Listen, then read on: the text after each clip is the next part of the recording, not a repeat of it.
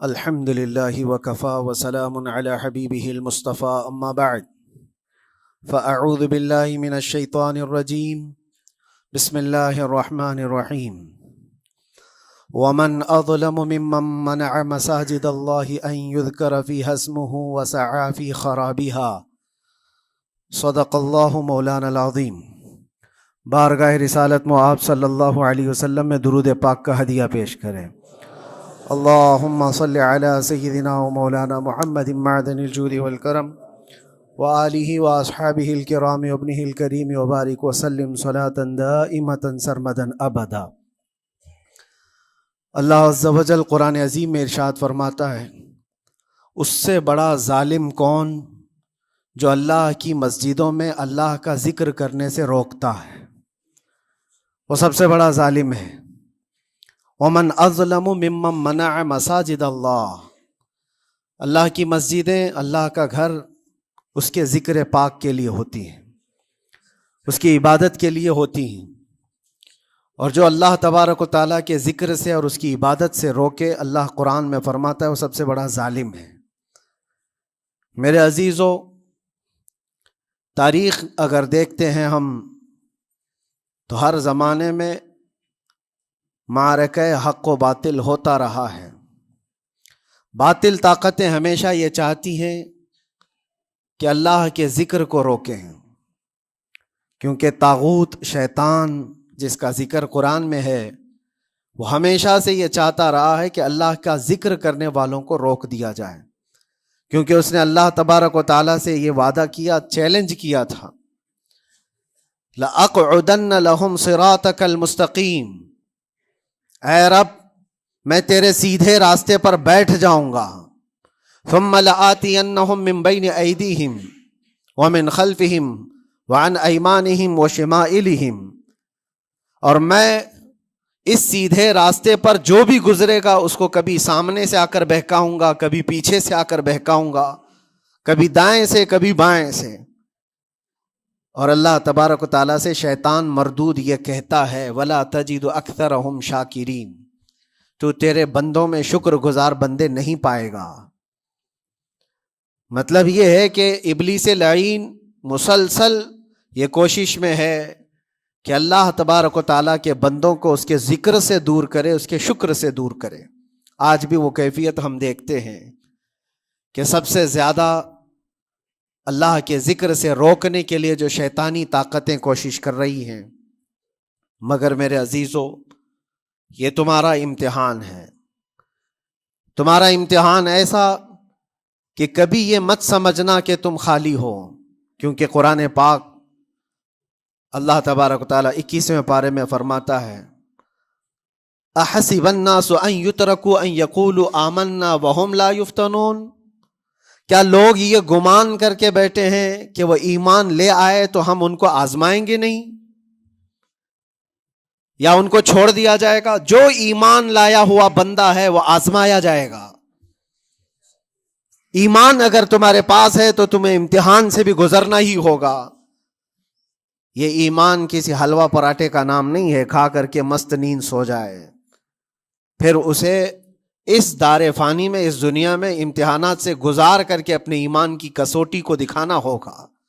اسی لیے قرآن یہ بھی کہتا ہے کہ تمہیں کیسے کیسے آزمایا جائے گا، وَلَنَبْلُوَنَّكُمْ بِشَيْءٍ مِّنَ الْخَوْفِ وَالْجُوعِ وَنَقْصٍ مِّنَ الْأَمْوَالِ وَالْأَنفُسِ وَالثَّمَرَاتِ، ہم تمہیں آزمائیں گے کبھی بھوک سے، کھانے کی قلت سے، اور کبھی خوف سے، ڈر آئے گا تمہارے پاس، اور پھر اللہ تعالیٰ فرماتا ہے کبھی مال و دولت کی کمی سے، وَنَقْصٍ مِّنَ الْأَمْوَالِ وَالْأَنفُسِ، کبھی لوگوں کی جان چلی گئی ہو، کثرت سے تمہارے عزیز مر گئے، یہ بھی آزمائش ہے، اور پھلوں کی کمی۔ اللہ تعالیٰ فرماتا ہے یہ 5 چیزیں ہیں جو تمہاری زندگی میں آئیں گی اور تمہیں آزمایا جائے گا، اور ان کمیوں کے وقت تمہارا ایمان دیکھا جائے گا، تم کیا کہتے ہو۔ اور اللہ تعالیٰ فرماتا ہے جب کبھی تمہیں بھوک سے آزمایا جائے، خوف سے، ڈر سے آزمایا جائے، اور مال کی کمی سے آزمایا جائے، امتحان لیا جائے، تو اس وقت جو بندہ یہ کہتا ہے اللہ فرماتا ہے انا للہ و انا الیہ راجعون. اللہ تعالیٰ فرماتا ہے ان لوگوں کو یہ بشارت ہے، ان صبر کرنے والوں کو یہ بشارت ہے کہ جب ان پر مصیبت آتی ہے تو یہ کہتے ہیں ہم اللہ ہی کے ہیں اور اللہ ہی کی طرف لوٹنے والے ہیں. یہ مصیبت کے وقت یہ جو 5 چیزوں سے آزمایا گیا ہے، ان آزمائش کے دور پر جو بندہ اللہ تبارک و تعالیٰ کی اس عطا پر راضی رہتا ہے وہ صبر کے ساتھ نکل گیا ہے. آج کے دور میں بھی میرے عزیزو بے شمار جانیں ہماری درمیان سے جا رہی ہیں. آپ کو اندازہ ہے موت اتنی عام ہو گئی ہے، اتنی عام ہو گئی ہے کہ اب لوگوں کو موت پر کوئی افسوس بھی نہیں ہوتا. ہر دن خبریں موت کی سرخیاں چھاپتی ہیں. 100-200 کی موت کوئی معنی نہیں رکھتی. آج فلسطین کے نہتے بچوں میں تقریباً 45,000 لوگ سال بھر میں مر گئے. 45,000 کوئی تعداد ہوتی ہے کہ نہیں ہوتی؟ اتنی بڑی جانوں کا جو نقصان ہے یہ آزمائش ہے. اور یہ جانوں کے ذریعے سے آزمائش تھی. مال کی کمی کی آزمائش تو ایسی ہے، ملک شام، یمن، بہت سارے ایسے ٹوٹے پھوٹے علاقے، عراق، جہاں پر لوگ کھانا اور دوائیوں سے جوجھ رہے ہیں اس طرح سے کہ وہ گھاس کھانے پر مجبور ہیں.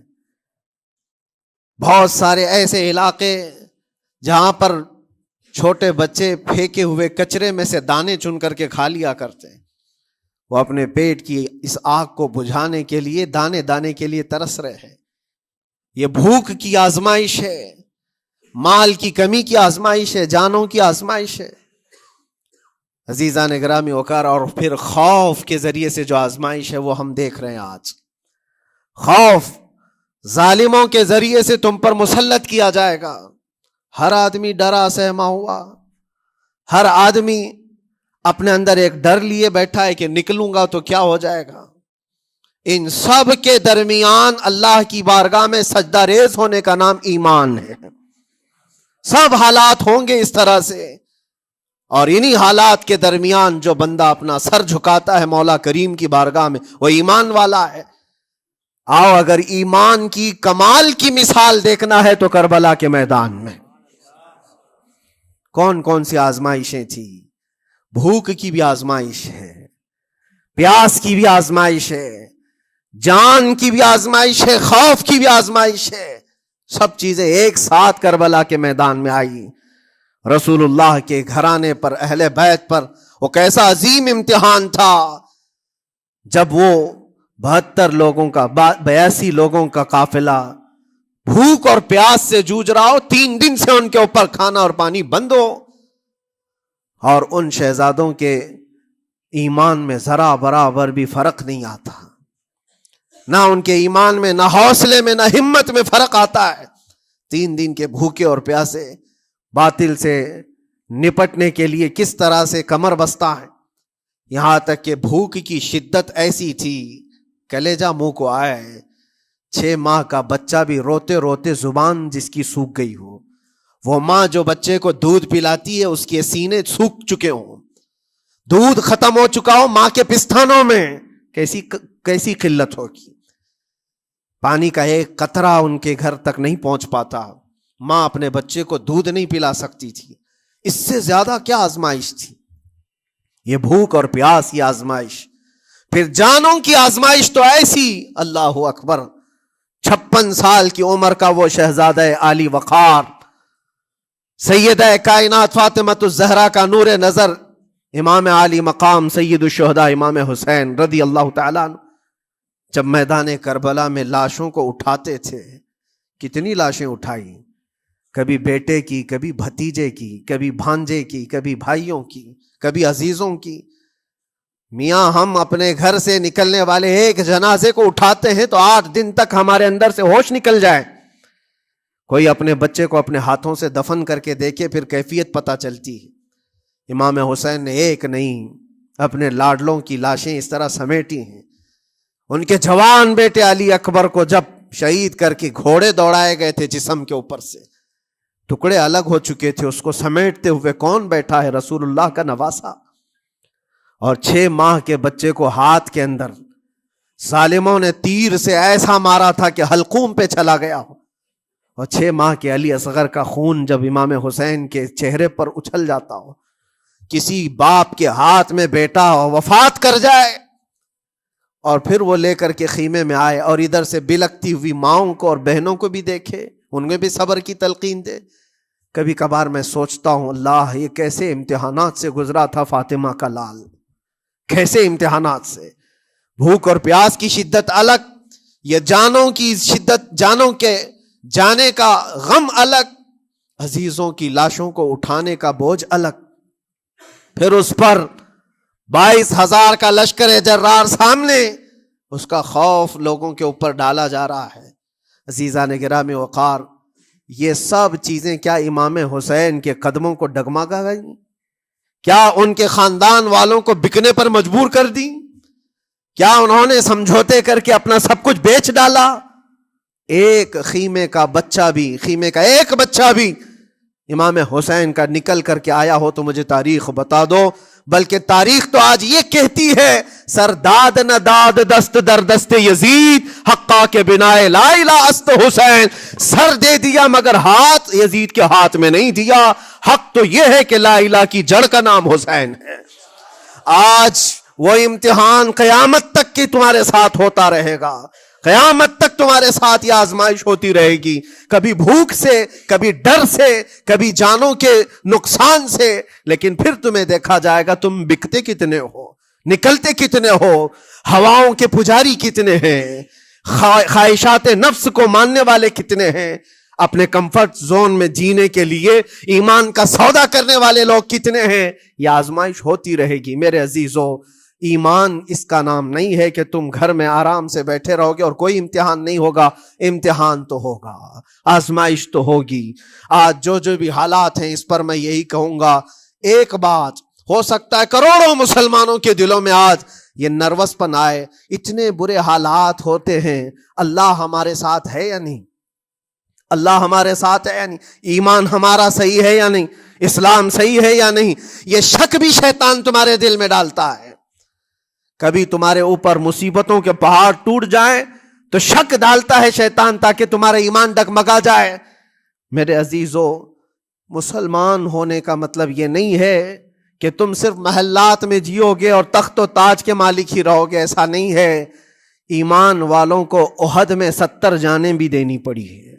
بدر میں ان کے ساتھ جو معاملات ہوئے ہیں، فتح اگرچہ بدر میں ہوئی لیکن جنگ احد کا اگر منظر دیکھو گے، اللہ اکبر. وہ رسول پاک صلی اللہ تعالی علیہ وسلم کے شہدائی صحابہ جب احد کے میدان میں کھڑے تھے، 70 صحابہ کی ایسے جانیں گئی ہیں. اگر میں تفصیل بتاؤں تو بہت لمبا وقت ہوگا. ایک صحابی ہیں حضرت انس بن نزیر، پورے جسم میں ایک انگلی کے علاوہ کچھ نہیں ملا، کچھ نہیں ملا. شہادت کی ایک انگلی سے ان کو پہچانا گیا. حضرت سعد بن ربیع، یہ ایسے صحابی ہیں جن کا پیٹ پورا پھاڑ دیا گیا تھا اور 12 نیزے مارے گئے تھے. وہ سید الشہداء امیر حمزہ بھی تو اسی احد کے میدان میں شہید ہوئے، جن کو بھالے سے مارا گیا اور چیر کر کے ان کا کلیجہ چبایا گیا تھا. عبداللہ بن جہش اسی میدان میں انتقال کیے ہیں، جن کے جسم کے 80 ٹکڑے کر دیے گئے تھے اور ہر ٹکڑے کا ہار بنا کر ظالموں نے پہنا تھا، ہار بنا لیا تھا جسموں کے. یہ سارے منظر احد کے میدان میں ہوئے. اور کون سے ایمان والے؟ وہ رسول اللہ کی اقتداء میں نماز پڑھنے والے، حضور پاک کے چہرے انور کو دیکھنے والے. جب ان کے ساتھ یہ آزمائشیں ہو سکتی ہیں تو ہم کون سی گاجر مولی ہیں؟ ہمارے ساتھ بھی آزمائشیں ہوں گی. جس کا جیسا ایمان ہوگا ویسا وہ امتحان بھی دے گا، اسی امتحان سے وہ گزارا جائے گا. مگر میں آج کروڑوں مسلمانوں کے دلوں کے بارے میں یہ بات کہنا چاہتا ہوں کہ اگر نروس پن ہے کہ یہ حالات ایسے کیوں ہیں، حالات ہر زمانے میں ہوتے رہیں گے. ستیزہ کار رہا ہے ازل سے تا امروز، شرار ابو لہبی سے چراغ مصطفی. یہ ہماری تاریخ ہے، یہ تاریخ ہے میرے عزیزو. اللہ تعالیٰ قرآن میں فرماتا ہے تِلْكَ الْأَيَّامُ نُدَاوِلُهَا بَيْنَ النَّاسِ. یہ دن ہیں جو ہم لوگوں کے درمیان پلٹتے رہتے ہیں. کبھی تم بادشاہ بنو گے، کبھی فقیر بن جاؤ گے. اور آج جو تخت پر ہیں ہو سکتا ہے وہ کل ڈگر ڈگر گھوم رہے ہوں. آج جن کو طاقت کا نشہ ہے، ہو سکتا ہے وہ بھیک مانگنے پر بھی مجبور ہو جائے. لیکن ایک بات یاد رکھنا، نروس پن اپنے دل میں آنے نہ پائے. ان حالات سے دیکھ کر کے گھبرا نہ جانا. ایمان تمہارا سچا ہے، اللہ کل بھی تمہارے ساتھ، آج بھی تمہارے ساتھ. بس تمہاری عبادت میں فرق آنے نہ پائے، تمہارے سجدوں میں کمی ہونے نہ پائے، تمہارے ایمان میں تزلزل آنے نہ پائے. اللہ ایک ہے تو ایک ہے، اللہ سچا ہے تو سچا ہے. میں نے اللہ کو نہیں دیکھا لیکن اللہ پر ایمان ضرور ہے. یہ یقین اور یہ عقیدہ تمہارا مضبوط رہے. ہاں ہمیں معلوم ہے، کچھ لوگ ہم سے پوچھتے بھی ہیں، اللہ تبارک و تعالیٰ پوری کائنات کا مالک، جس نے ہر چیز پیدا کیا اور اس کی عبادت کرنے والے ہو آپ، لیکن پھر اسی اللہ رب العزت کی یہ مسجدیں کیوں ڈھائی گئی؟ کیوں مسجدوں کو ختم کیا جا رہا ہے؟ اللہ کے ذکر کو روکنے کے لیے طاقتیں پوری مسجدوں کو ڈھانے کی کیوں بات کرتی ہیں؟ پھر اللہ کچھ کیوں نہیں فرماتا؟ میرے عزیزو، یہ کائنات ہے جس کو اللہ نے اسباب پر بنا کر بھیجا ہے اور تمہیں عمل کے لیے بھیجا گیا ہے. تمہارا عمل دیکھنا ہے، تم کتنے پابند ہو، تم کتنے اپنی حفاظت کرتے ہو، تمہارے ایمان کی، تمہاری عبادتوں کی، تمہاری مسجدوں کی. تم مسجدیں خالی کر کے گھوم رہے ہو، فجر کی نماز میں اپنے گھروں پر سوئے ہو، اور پھر اللہ کے گھروں کی حفاظت کی بات کر رہے ہو کہ مسجدیں ڈھائی جا رہی ہیں، مسجدوں پر آکرمن ہوتا ہے. یہ ساری باتیں کیوں؟ تم جب ان صفوں کو خالی کر دو گے، یہ مسجدیں چیخ چیخ کر پکارتی ہیں اللہ کی بارگاہ میں. پل بھر میں بنا لی، شب بھر میں بنا لی مسجد تو ایمان کی حرارت والوں نے. من اپنا پرانا پاپی تھا، بچپن سے نمازی بن نہ سکے. مسجدیں بڑی بڑی شاندار بنا لینا اور اس کو آباد نہ کرنا، یہ بھی تو ظلم ہے. آپ ان مسجدوں کی حفاظت کی جو بات کر رہے ہیں، ان مسجدوں کی حفاظت صرف کمیٹیاں بنانے سے نہیں ہوتی، نمازوں سے ہوتی ہے، اس کے اندر تلاوت قرآن سے ہوتی ہے. عزیزان گرامی، اور پھر یہ بات ان ظالموں کے لیے کہ اگر وہ ہاتھ لگا کر مسجدوں کو اٹھانا پھینکنا اس کو اپنی طاقت کا ذریعہ سمجھتے ہیں تو سمجھ لو تھوڑے دن کی بات ہے. اگر اسی کا نام طاقت ہے کہ عبادت گاہوں کو مسمار کر کے طاقت کے تخت کو بٹھایا جائے، تو یاد رکھنا بڑھتے بڑھتے بڑھتے تمہارا نشہ کہیں تمہیں فرعون نہ بنا دے. اور اگر فرعون بن گئے تو انتظار کرو، اللہ تعالیٰ بڑے بڑے فرعونوں کو صرف پانی سے ہلاک کرتا ہے. بہت بڑے بڑے نمرودوں کو اللہ تعالیٰ مچھر سے ہلاک کرتا ہے. وہ ابرہہ بھی تو آیا تھا جو کعبہ ڈھانے کے لیے آیا تھا، ہاتھیوں کا لشکر لے کر آیا تھا، جس کا ذکر قرآن پاک میں الم تر کیف فعل ربک باصحاب الفیل. اے محبوب، کیا آپ نے نہیں دیکھا ہاتھی والوں کے ساتھ اللہ نے کیا معاملہ کیا؟ پورا ہاتھیوں کی فوج لے کر آیا تھا کعبے کو ڈھانے کے لیے. ہوا کیا؟ کعبہ کو ڈھانے کے لیے اتنی خطرناک فوج تھی اور مکہ والوں میں لڑنے کی اتنی طاقت نہیں تھی. اللہ کریم نے ابابیل چڑیوں کی ایک فوج کو بھیجا. ہاتھی کہاں اور چڑیا کہاں؟ کوئی مقابلہ ہوتا ہے؟ کوئی مقابلہ ہے؟ تصور میں نہیں آتا.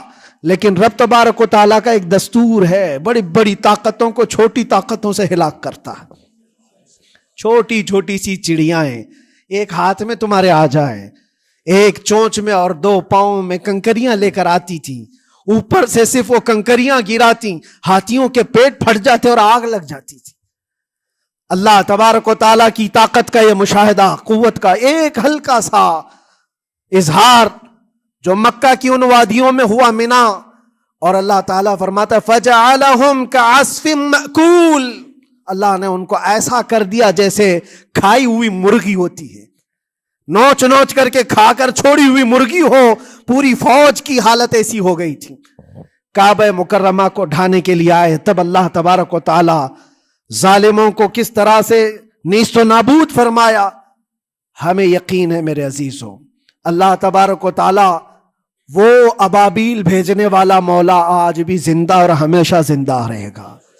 وہ حی اور قیوم ہے، ہمیشہ سے زندہ ہے اور ہمیشہ زندہ رہے گا. لیکن تمہارا امتحان ہوتا رہے گا، تمہارا امتحان ہوتا رہے گا. اللہ کے نبی صلی اللہ تعالی علیہ وسلم کے لیے مدد آئی ہے تو اس کا مطلب یہ نہیں ہے کہ وہ صرف بیٹھ کر کے مدینے میں دعائیں کرتے تھے، نہیں، عمل کے میدان میں اترے بھی ہیں۔